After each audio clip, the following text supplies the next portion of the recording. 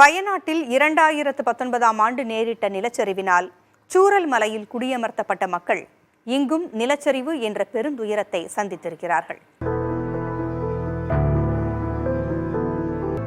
மேற்கு தொடர்ச்சி மலையில் மிகவும் அடர்ந்த காடுகளை கொண்ட மாவட்டம்தான் வயநாடு.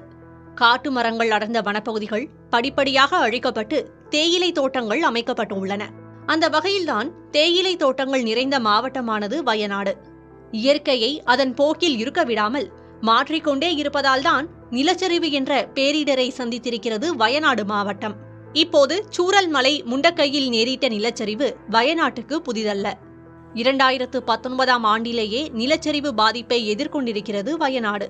இதே சூரல் மலை முண்டக்கை பகுதியில் இருந்து வெறும் 2 கிலோமீட்டர் தொலைவில் உள்ள புத்துமலையில்தான் 2019ஆம் ஆண்டில் நிலச்சரிவு ஏற்பட்டது. அதுவும் இதே ஆகஸ்ட் மாதத்தின் ஓரிரவில்.